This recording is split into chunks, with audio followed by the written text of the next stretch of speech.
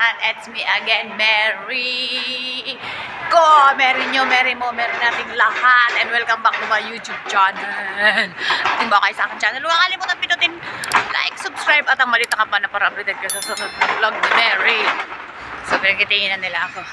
So, mga padangat, for today's vlog, magluluto naman ako padangat ng ulam na sinabawang isda. Tawag dito sa amin, kusido. Yan, bumila ka ng kalamansi, may kamatis na rin ako. Alam mo yung sinasabawan, hindi ito galunggong yung nabili kong isda. Ang pula na lips ko. So, don't mind na lang may noo. So, mga padangat yun. Ilang araw na ba akong hindi kumakain ng kanin. So, naisipan ko, nakita ko kasi yung isda, fresh na fresh. Kaya binili ko. Kaya yun ang lulutuin ko for lunch. 4 na piraso siya, mga padangat. Yung dalawa, piprituhin ko. Yung dalawa, yun yung sasabawan ko. Ngayon, kakain ako ng kanin. Maglalafak ako. Pagsasaing tayo ng madami-dami. So, magpapayong tayo kasi mainit. Kasi hindi naman baluga na tayo dito. Kaya, kailangan magpayong mga padangat kasi malamig ang panahon pero ang grabe yung init. So, galing na akong palengke. Pauwi na ako mga padangat. Bumili lang ako ng isda kasi meron naman akong lulutuin na doon. For dinner nila amo. Chicken with broccoli yung lulutuin ko. Tapos, ngayon naman, ang lulutuin ko kay alaga ko na nga. Isasali ko na siya doon sa prinitong isda. So, samahan nyo ako mamaya mga padangat. Lulutuin natin yung sinabawang isda. Kusido ni Mary. Tawag kasi namin yan, kusido. Yung may kamatis, yung may sibuyas. Kaso, walang gulay. Hindi ko siya malalagyan ng gulay. Walang panglagay na gulay. Pero pwede na siguro yung DIY na lang na gulay. Ang ilalagay ko yung cabbage. Yun na lang lalagay ko. Yung Chinese cabbage na lang. Kasi wala naman akong ibang gulay na mailalagay. Tsaka yung, meron pa ako dun mga padangat, radish. May radish pa ako dun, kaya yun na lang ilalagay ko. Pwede ba yun, radish sa isda? Parang pwede naman. Masarap naman siguro yun. Kaya, yun ang yun na lang lalagay ko. Masarap sana yung talbos ng kamote. Kasi wala naman akong talbos ng kamote. Kaya, yun na lang. Pero tatry ko ang magtingin dun sa isang tindahan ng mga gulay. Parang meron din dun talbos ng kamote. So, samahan nyo ako mga padangat. See! A few moments later. So, andito na ako mga padangat. Parating na ako sa bahay. So, lilinisin ko na yung magsasaing na muna ako mga padangat bago ko lutuin yung ulam. So, andito yung mga pinamili ko. Papakita ko sa inyo mga padangat yung mga pinamili ko.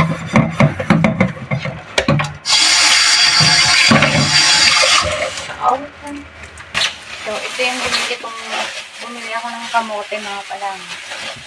Ayan.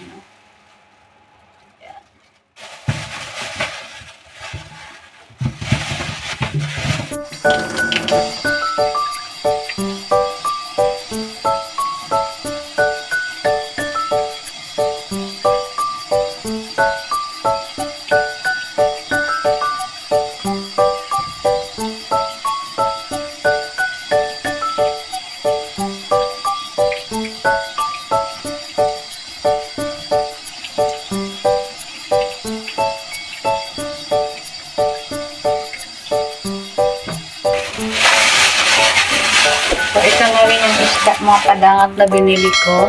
Ayan. Ito yung magiging dinner nila ang mamaya.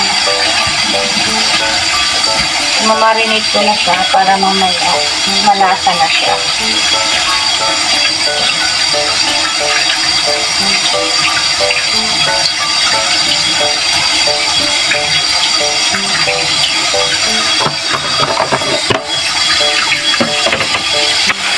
Ito na yung isda na binili ko. Ito yung sasabawan natin. Yan, sasabawan ko siya.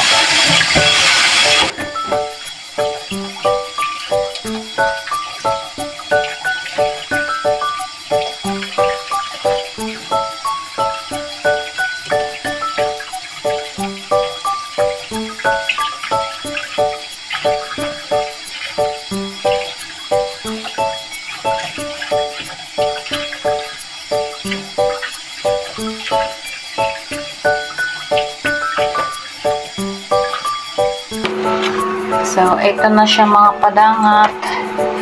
Ito, yung dalawa, piprituhin ko. Yung dalawa, sasabawan ko siya. Ayan, ito yung sasabawan ko. Ayan. Ayan mga padangat. Nakalimutan ko kung anong isda yan, pero masarap ito mga padangat.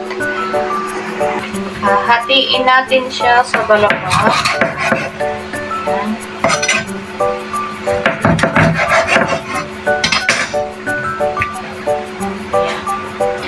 Tapos, mag-init na tayo ng tubig.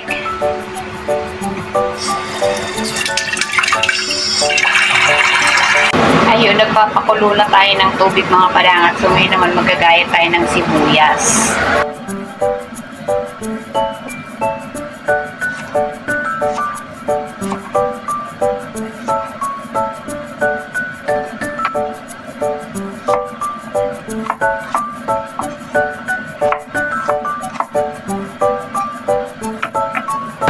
Dahil kulo na siya mga padangat, lagay na natin ang kamatis and sibuyas.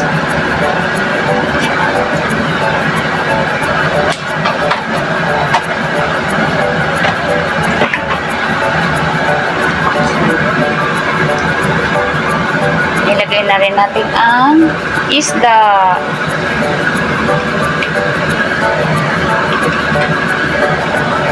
Yan.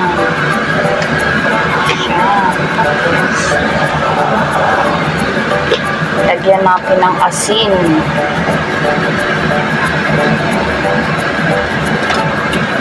Pampasarap. Masarap. Yan. Yan ang ating ulam. Sinabawan. Meanwhile, Next na ang ating kalamansi.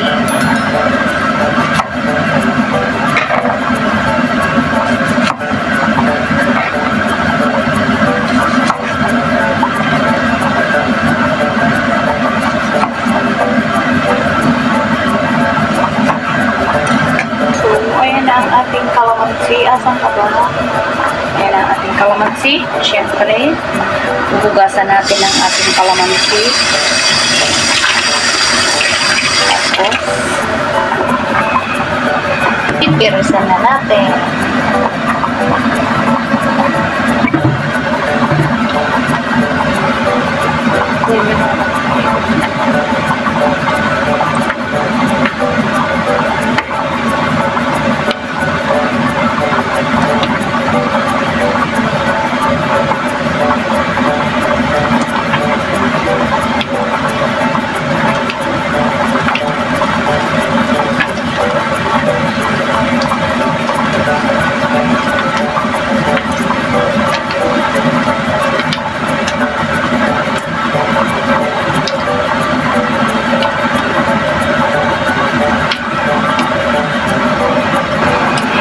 So, yun na nga, may kalamansi na tayo mga padangat. And kumukulo na rin yung ulam natin. So ito na mga padangat ang ating sinabawang isda. Ayan, luto na siguro siya mga padangat. So, lalagay na natin ang ating kalamansi. Kasi luto na siya. Pero, titikman muna natin siya mga padangat. Wah, ang sarap. Masarap na siya. Lagay na natin ang ating kalamansi.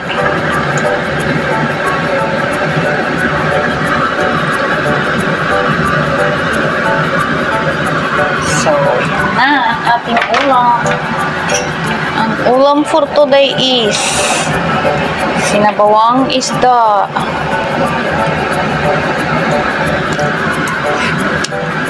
Wow! The best! Ayan ang ating ulam. So, yun na nga mga padangat. Tapos na ang ating sinabawang isda. Isusunod ko na mga padangat ang ating prito. Magpiprito.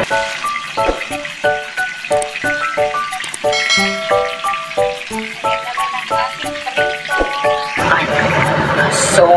natin mamaya ang paglafang ni Mary. See you later. Kainan. A few moments later. So, ayan na po ang aking lunch. May sausawan. And then, ang ating prito. So, ayan na po. Kain na. Ay, madilim. So, ayan na nga mga padanga. Kaya kakain na ako ng lunch mga padanga. Tapos ako magluto. Samahan niyo akong kumain. Kain na tayo. Let's eat mga padanga. Kain. Wow, tikman natin ito. Wow, ang sarap.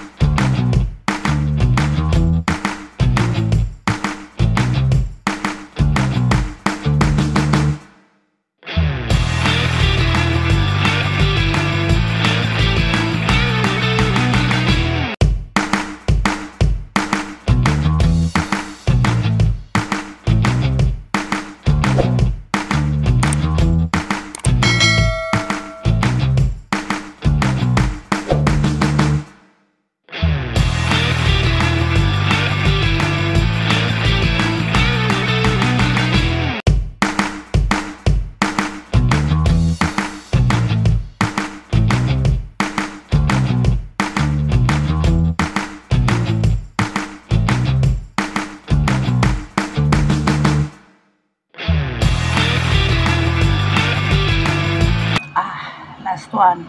Higop tayo ng sabaw.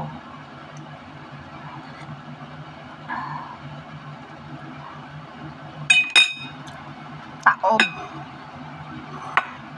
So yun mga padangat. Tapos ako kumain. Tapos na tayo magbukbang mga padangat. So yun. Kung nag-enjoy ka sa aking video, huwag kakalimutan video din ng like, subscribe at ang malitang para update ka sa sunod na vlog ni Mary. See you next time. Bye. Mary is signing off. Bye.